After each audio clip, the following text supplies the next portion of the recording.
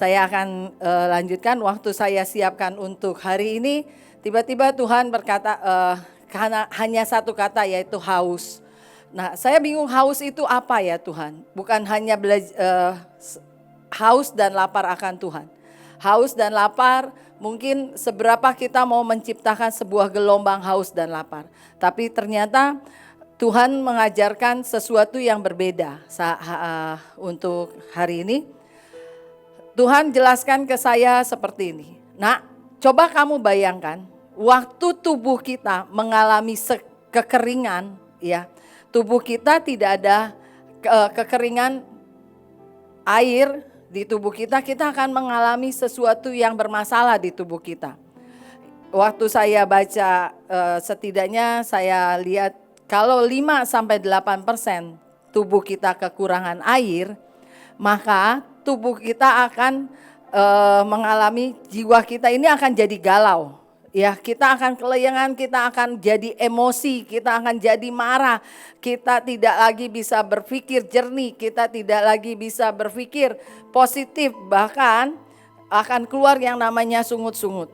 Ya, seperti waktu di Keluaran 17 ayat 1-3. Ya. Dikatakan bahwa, bisa tolong dikeluarkan ayat firman-nya, Keluaran 17 ayat 1-3. Kemudian berangkatlah segenap jemaat Israel dari padang gurun Sin dan berjalan di tempat persinggahan ke tempat persinggahan sesuai dengan titah Tuhan. Lalu berkemahlah mereka di Rafidin, tetapi di sana tidak ada air untuk diminum bangsa itu. Jadi mulailah mereka bertengkar dengan Musa. Karena kata mereka, berikanlah air kepada kami supaya kami dapat minum. Tetapi Musa berkata kepada mereka, mengapa kamu bertengkar dengan aku? Mengapa kamu mencobai Tuhan? Hauslah bangsa itu akan air di sana. Bersungut-sungutlah bangsa itu kepada Musa dan berkata, mengapa pula engkau memimpin kami keluar dari Mesir untuk membunuh kami, anak-anak kami dan ternak kami dengan kehausan. Jadi waktu seseorang mengalami kehausan, ada dua sisi. Waktu kita mengalami kehausan dengan Tuhan, kita akan terus mengejar Tuhan. Tapi waktu secara fisik, ya benar-benar kita kekurangan air, kita perlu minum, kita butuh, tubuh kita ini perlu yang namanya air. Maka semua di dalam tubuh kita ini, biar bagaimanapun, akan muncul yang namanya sebuah emosi. Akan muncul semua yang bersungut-sungut seperti bangsa Israel. Ya, beliau tidak lagi ada kepercayaan dengan Tuhan bahwa Tuhan akan menyiapkan air, ya menyediakan air. Jadi enggak perlu marah sebenarnya hari itu.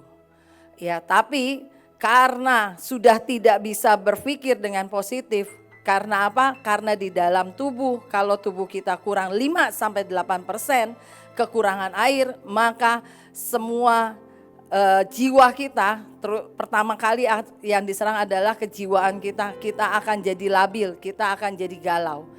Nah, kita akan jadi, emosi ini akan semakin naik. Ya, karena itu kekeringan di tubuh kita, ya akan, kalau tubuh kita kering, maka secara otomatis jiwa kita akan mengalami kekeringan. Di roh kita akan mengalami kekeringan. Kenapa? Kekeringan ini pun akan mematikan. Kalau kita haus, kita kehausan air, ya. Di tubuh kita 15% sampai 25% cairan di dalam tubuh kita kering, ya, kita kurang 15% sampai 25%, maka akan orang ini akan meninggal.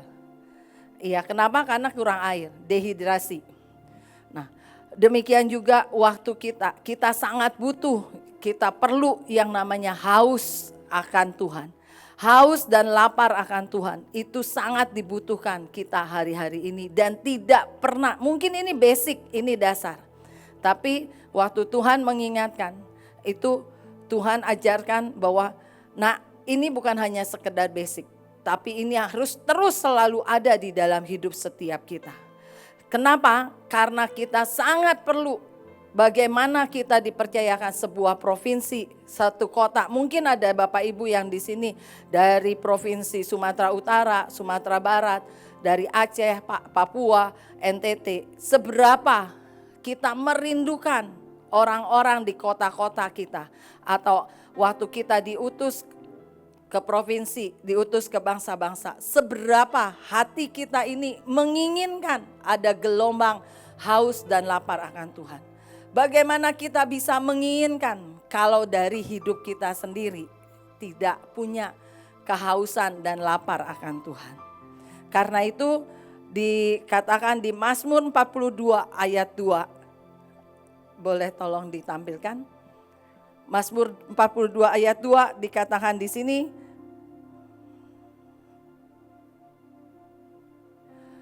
jiwaku haus kepada Tuhan, kepada Allah yang hidup. Bilakah aku boleh datang melihat Allah? Daud, ya kita tahu bahwa Daud selalu punya kerinduan dengan Tuhan. Daud selalu, ya judul perikop di atasnya adalah kerinduan akan Allah. Kenapa Daud perlu setiap kali ada beberapa bagian, bahkan di Mazmur 63 ayat 1. Di atasnya juga tertulis bahwa kerinduan akan Tuhan.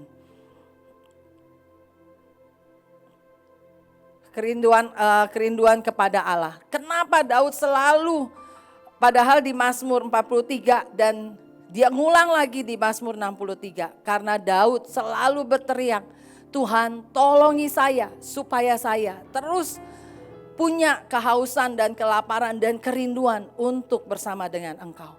Untuk terus bisa bersahutan dengan Engkau. Karena apa? Waktu kita punya kehausan dengan Tuhan, maka kita akan terus punya kekuatan yang selalu baru dan terus baru. Kita akan lihat, kita akan baca bersama-sama di Lukas 2 ayat 41 sampai 52. Lukas 2 ayat 41.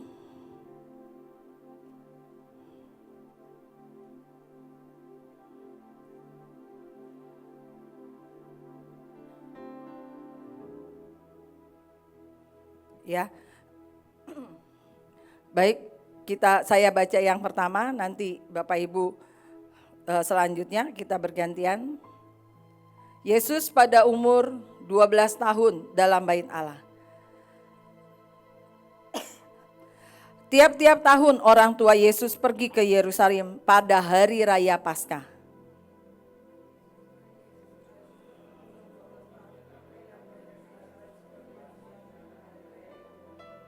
Sehabis hari-hari perayaan itu, ketika mereka berjalan pulang, tinggallah Yesus di Yerusalem tanpa diketahui orang tuanya.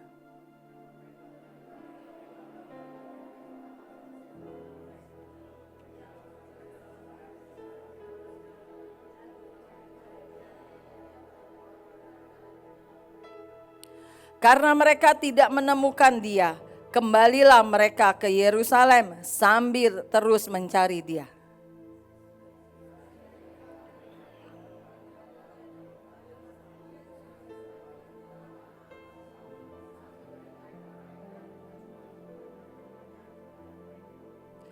Dan semua orang yang mendengar Dia sangat heran akan kecerdasannya dan segala jawab yang diberikannya.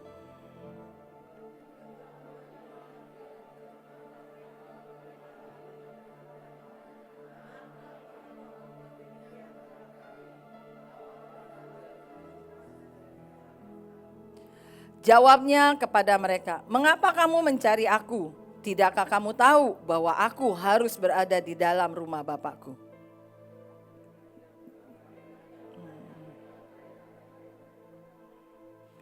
Lalu ia pulang bersama-sama mereka ke Nazaret dan ia tetap hidup dalam asuhan mereka dan ibunya menyimpan semua perkara itu di dalam hatinya.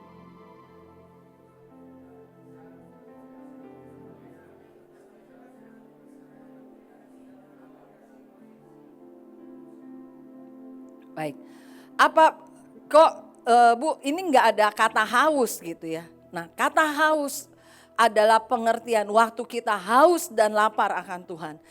Adalah waktu kita mau duduk dan mendengarkan apa yang Tuhan mau sabdakan, mau firmankan dalam hidup kita. Kita haus waktu kita bukan hanya sekedar datang untuk ibadah dan selesai acara perayaan ibadah dan mungkin perayaan-perayaan besar, event-event besar yang sering kali kita lakukan. Dan beberapa waktu ini tanggal 17 Agustus kita lakukan doa serangan fajar dan sebagainya. Bukan hanya sekedar itu yang Tuhan mau dalam hidup kita. Adakah kehausan di dalam hidup kita dan kita mendengarkan setiap perjanjian, setiap materai, satu materai cinta yang dijelaskan oleh pemimpin kita. Haus untuk kita menyerap dengan sangat kuat betapa materai ini sangat penting. Haus dengan pelajaran-pelajaran yang diberikan, ya. Jadi bukan seberapa kita banyak untuk mengikuti sebuah ibadah, ya. Ibadah salah enggak? Enggak salah. Tapi waktu kita duduk untuk mendengarkan tentang yang namanya setiap firman, setiap kebenaran, setiap pelajaran tentang perjanjian, tentang materai, tentang apapun pengalaman-pengalaman para pemimpin kita. Seberapa kita menyerap dengan sangat kuat. Dikatakan di ayat 46 dikatakan sesudah 3 hari mereka menemukan dia dalam bait Allah. Jadi waktu Yesus dan Maria dan keluarganya pergi ke Yerusalem untuk kebiasaan seperti biasa. Mereka ada perayaan, mereka lakukan yang di jasmani. Tapi Yesus tahu, biar bagaimanapun Yesus tetap 100%, dia tetap hidup secara tubuh, Yesus adalah manusia. Tapi di yang ilahi itu Yesus tetap ada yang ilahi yang Yesus punya dalam hidupnya. Dan dia tahu bahwa Yesus bukan hanya harus mengerjakan sebuah perayaan, tapi Yesus tahu bagaimana dia harus belajar tentang bersama dengan para imam, dengan para tokoh-tokoh agama hari itu. Dia harus belajar tentang peraturan-peraturan Talmud dan sebagainya.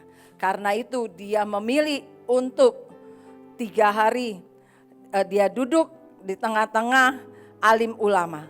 Dia mau belajar dan apa yang dia sebuah pertanyaan dia pun menanyakan dengan para alim ulama dan dia pun akan menjawab kalau ada alim ulama atau siapapun pertanyaan-pertanyaan yang disampaikan.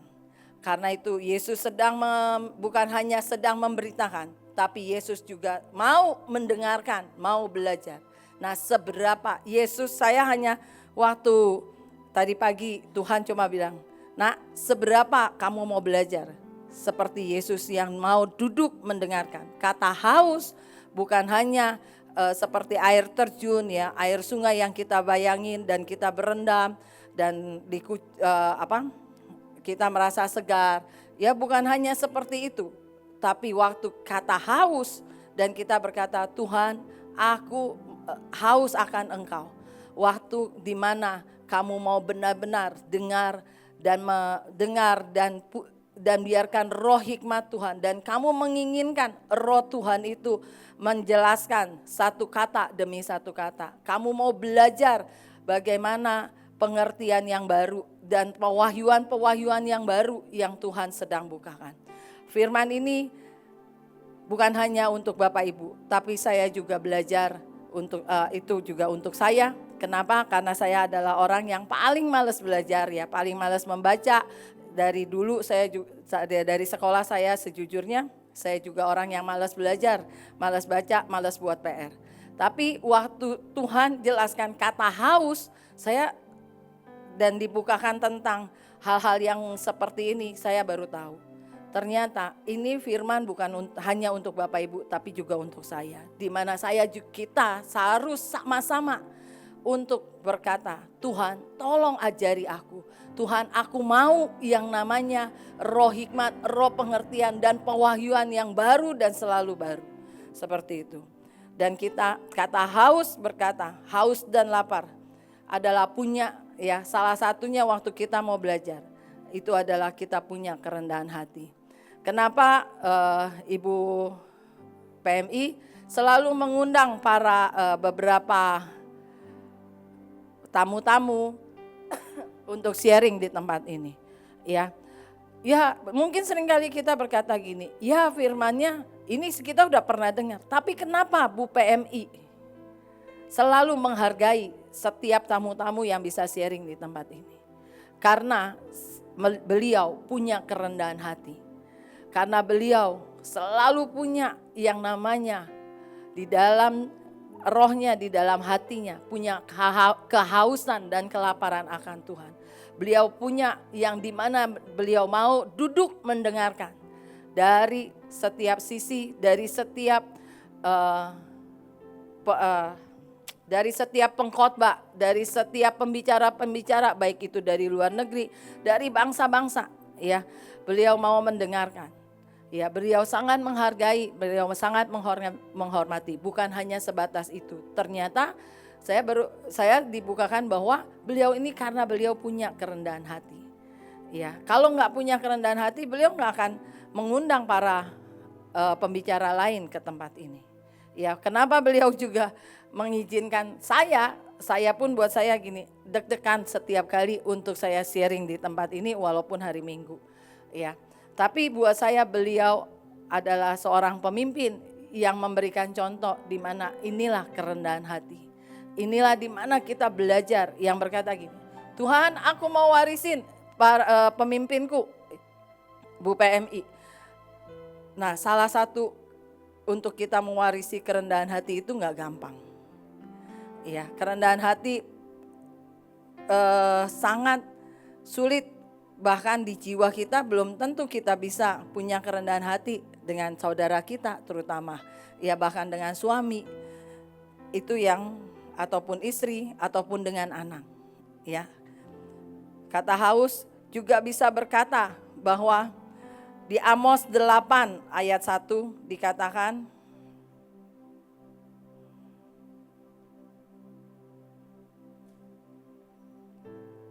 Amos 8 ayat 1.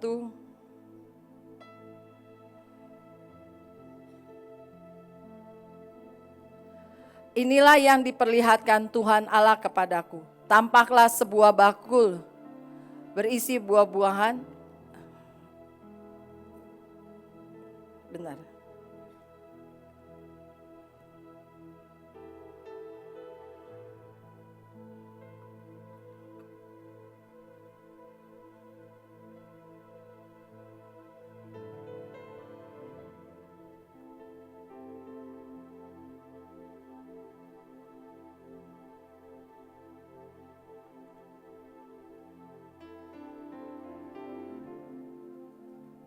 Oh maaf, Amos 8 ayat 11.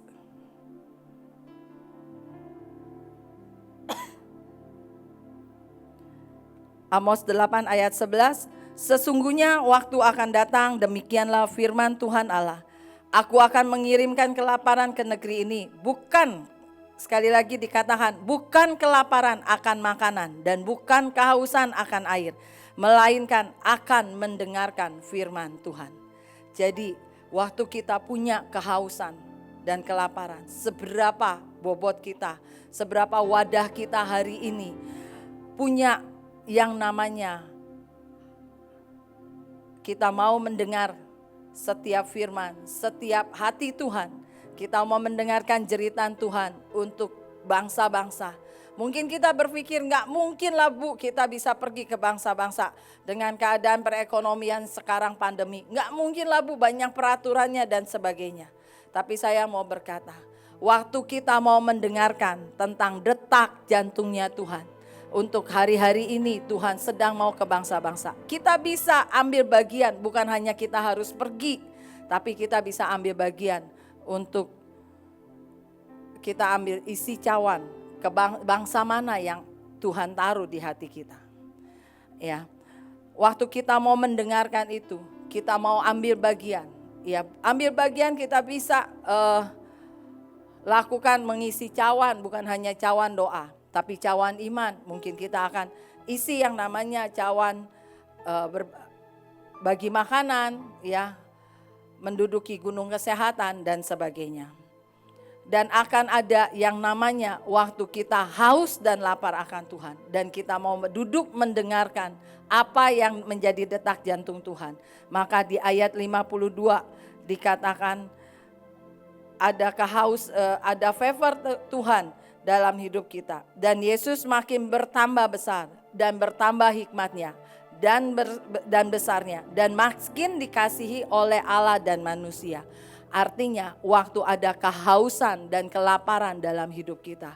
Waktu kita mau duduk mendengarkan apa yang menjadi detak jantung Tuhan. Apa yang menjadi kerinduan hati Tuhan. Apa yang menjadi ritmenya Tuhan. Kita mau sederap. Maka Tuhan akan melengkapi kita. Ada favor dalam hidup kita. Dan untuk favor dari manusia bahkan dari Tuhan. Ya, perkenanan itu turun dalam hidup kita. Nah, saya akan tutup dengan sebuah kesaksian bahwa kenapa saya katakan bahwa hari-hari ini hatinya Tuhan itu di bangsa-bangsa. Dan sesungguhnya waktu ke bangsa-bangsa saya juga di dalam hati berkata gini, mana mungkin ya. Dan saya sejujurnya awalnya saya tidak punya passion untuk ke bangsa-bangsa. Tapi saya cuma jerit gini, Tuhan tolongi saya. Saya tahu hari-hari ini saya butuh yang namanya kehausan dan kelaparan akan Tuhan. Saya butuh Tuhan, saya butuh itu dan saya perlu kehausan, roh kehausan dan kelaparan akan Tuhan harus ada dalam hidup saya. Sampai salah satu negara atau salah satu bangsa-bangsa yang disebutkan.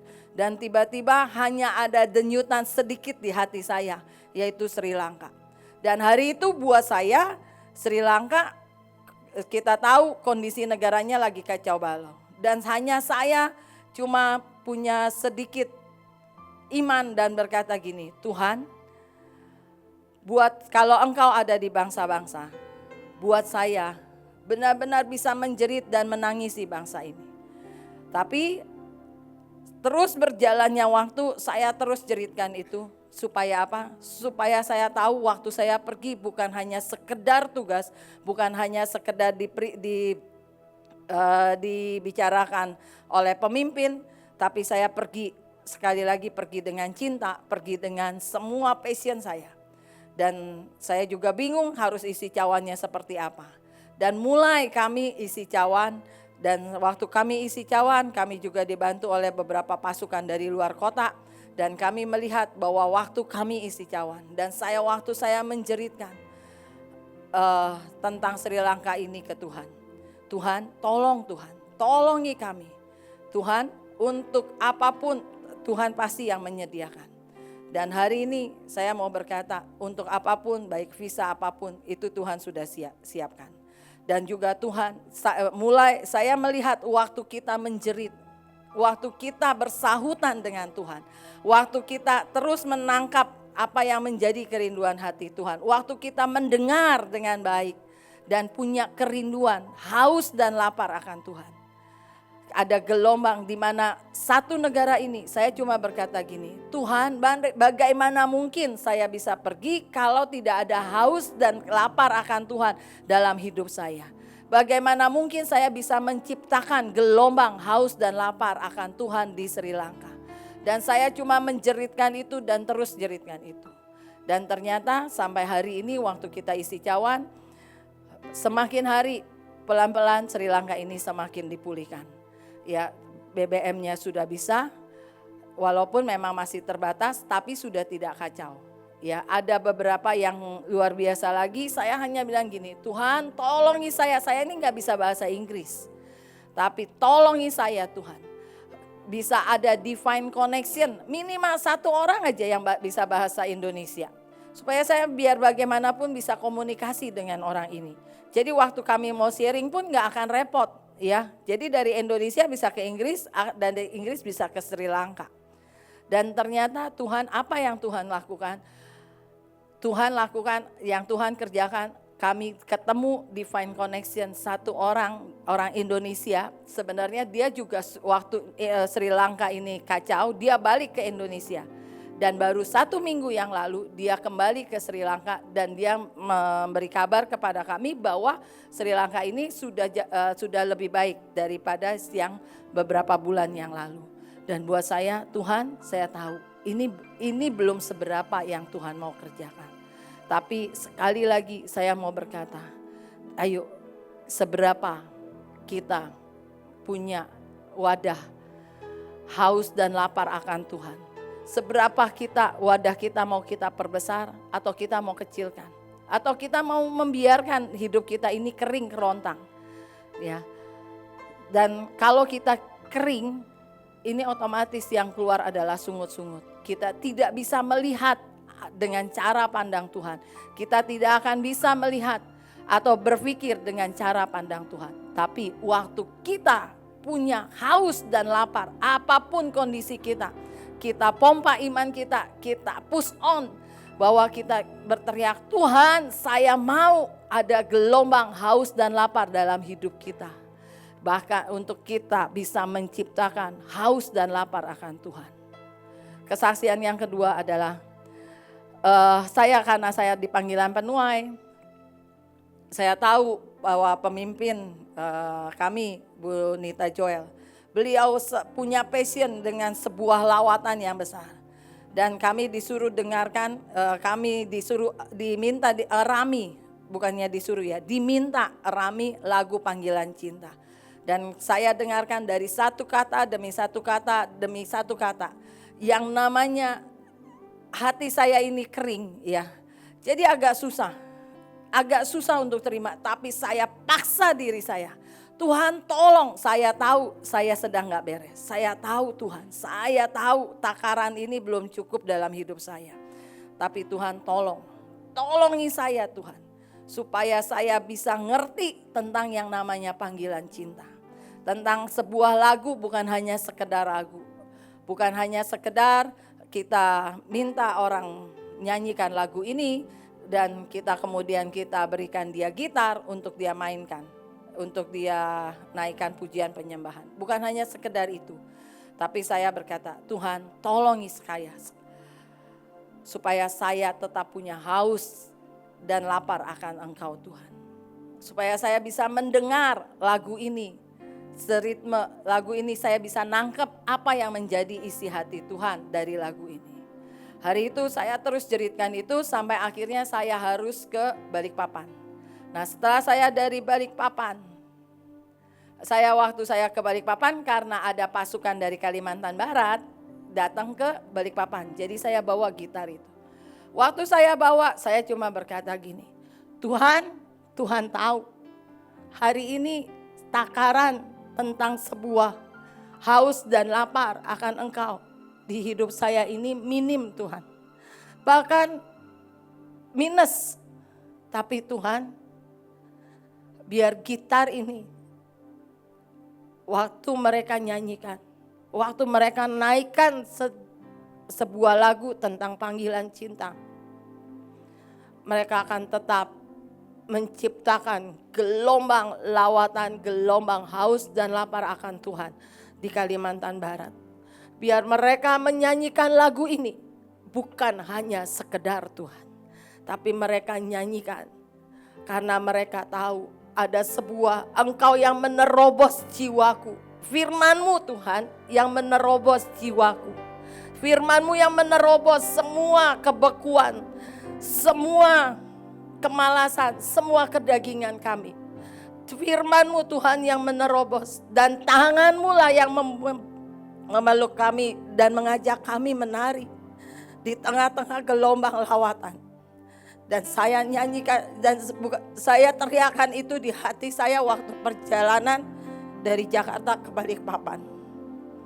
Dan buat saya minta tolong pasukan Kalimantan Barat untuk mereka nyanyikan lagu ini dan saya share hanya lewat telepon, hanya lewat WA dan saya jelaskan.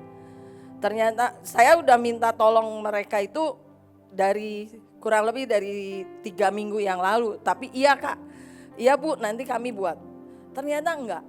Ya saya nantikan itu enggak dibuat. Saya tanya juga enggak dibuat. Tapi saya melihat waktu saya menjerit bukan karena hebatnya saya. Tapi waktu sebuah jeritan kita tahu kita tidak punya cukup untuk sebuah wadah yang sebuah jeritan. Tapi kita terus menjerit dan tidak pernah berhenti dengan semua jeritan-jeritan itu. Jeritan di mana kerinduan hati kita, kerinduan hatinya Tuhan harus bersautan dengan kerinduan hati kita. Waktu kita menginginkan ada sebuah gelombang haus dan lapar, itu akan tercipta di kota-kota yang Tuhan percayakan. Dan hari itu tiba-tiba saya udah pikir, udahlah saya kasih. Dan tiba-tiba dikirimkanlah saya. Mereka rekaman, ya benar-benar mereka shoot lagu itu, mereka siapkan untuk hari Minggu. Dan mereka penyembahnya, pemusiknya berkata nanti kami akan sharingkan kepada jemaat Bu. Dan salah satu dari pemusiknya mereka berkata, beliau bikin status dan berkata bahwa sangat diberkati dengan lagu ini. Ternyata lagu ini bukan sebuah sembarang lagu, tapi lagu ini adalah lagu yang benar-benar Tuhan inginkan dan Tuhan mau terjadi di mana lawatan terjadi. Dan buat saya itu benar-benar hanya pekerjaan Roh Tuhan yang menembusi hati mereka. Seberapapun kata-kata, kalimat yang saya sampaikan hari 3 minggu yang lalu atau 1 bulan yang lalu itu belum mereka nangkap. Tapi waktu saya berkata dan saya menjerit, Tuhan tolongi saya mau Tuhan. Dimulai dari diri saya, menginginkan haus dan lapar akan Tuhan. Sampai kota yang Tuhan percayakan, provinsi yang Tuhan percayakan, terjadi yang namanya sebuah gelombang lawatan, sebuah gelombang haus dan lapar akan Tuhan, menyerbu setiap pelosok-pelosok desa, setiap gereja-gereja, bahkan anak-anak Tuhan, mau itu Protestan, mau itu ekumene, apapun karismatik, Tuhan Engkau yang tembusi mereka. Dan selama 1 minggu saya di WA, Bu bisa nggak bikin KKR di sini? Bu bisa nggak ini? Sampai akhirnya kemarin saya melayani salah satu orang dan saya cuma bilang gini, Tuhan saya ini belum siapin untuk sharing hari ini. Tapi Tuhan bilang gini, nak, bukankah kamu sedang belajar untuk punya haus dan lapar? Untuk kamu mendengarkan isi hatiku. Akhirnya saya duduk dengarkan, ketemu dengan orang dan kami konseling. Dan tiba-tiba orang ini berkata, Bu, kapan Ibu bisa doakan kami? Kapan Ibu bisa untuk tolong kami, keluarga kami? Saya berkata, iya Bu, nanti ya. Jadi buat saya orang ini awalnya gak mau cerita terbuka dan sebagainya. Tapi saya melihat waktu kami duduk dan saya cuma bilang gini, Tuhan sekali lagi Tuhan, biar ada gelombang roh takut akan Tuhan menyerbu keluarga ini. Ada gelombang sebuah pertobatan menyerbu keluarga ini. Dan saya hanya berkata, dan kami sebenarnya kami hanya duduk di mall dan cerita. Dan kami tahu bahwa hanya Roh Tuhan yang menembusi orang ini. Dan saya cuma berkata, Bu, karena orang ini berpikir bahwa, Bu, Ibu bisa lihat kan Bu dari foto. Bu, saya cuma sebenarnya mau bilang gini, Bu, maaf saya ini bukannya ahli nujum ya. Tapi saya berkata gini, Bu, biarkan Roh Tuhan yang bekerja dan menembusi. Apa yang Tuhan menembusi hidup Ibu, menembusi keluarga, seluruh keluarga Ibu semua. Dan sekali lagi saya hanya melihat waktu Tuhan, waktu kita punya kerinduan untuk mendengarkan hati Tuhan, untuk kita benar-benar punya haus dan lapar setiap firman yang Tuhan sampaikan, setiap pesan Tuhan, kita mau mendengarkan dan kita mau mengerjakan, melakukan. Itu bukan karena kekuatan kita, tapi karena Roh Tuhan sekali lagi yang menembusi setiap jiwa demi jiwa. Ya, saya percaya waktu hari di mana Pak Mul tadi sharing tentang seorang pengintai. Mungkin buat pengintai itu juga deg-degan. Tapi saya tahu pengintai ini, saya yakin dan percaya bahwa pengintai ini juga punya kehausan dan lapar untuk dia memberikan semua yang terbaik untuk Tuhan. Dan Rahab walaupun dia dari orang wanita Sunda, tapi tetap gelombang haus dan lapar itu menembusi Rahab. Sampai Rahab pun juga ada caranya untuk menutupi ngumpetin ya, untuk dia siapkan rumahnya, untuk dia lindungin si pengintai ini. Kalau bukan itu roh Tuhan, sekali lagi, kalau bukan itu roh Tuhan, mungkin dia Rahab akan kasih, oh ada ini orangnya. Tapi ada sebuah gelombang, di mana gelombang haus dan lapar, gelombang untuk mendengar apa yang isi hati Tuhan mau. Ya, jelas tadi firman-Nya berkata bahwa karena kami mendengar, ya sekali lagi Rahab berkata, karena kami mendengar bahwa kalian adalah orang-orang yang sudah membuat, kalian punya Allah yang sudah mengeringkan laut Teberau. Ya, karena kata satu mendengar. Ya, jadi haus dan lapar bukan hanya sekedar kita datang ibadah, tapi kita juga sekali lagi kita mau mendengar setiap apapun firman yang disampaikan. Ini yang buat saya pagi ini, seberapa kita mau siapkan, kita mau gelombang haus dan lapar itu. Bukan hanya kita sekedar berdoa untuk provinsi. Ya mungkin di sini ada yang dari Papua, dari NTT, dari manapun. Seberapa engkau menginginkan gelombang itu ada di kotamu, ada di provinsimu.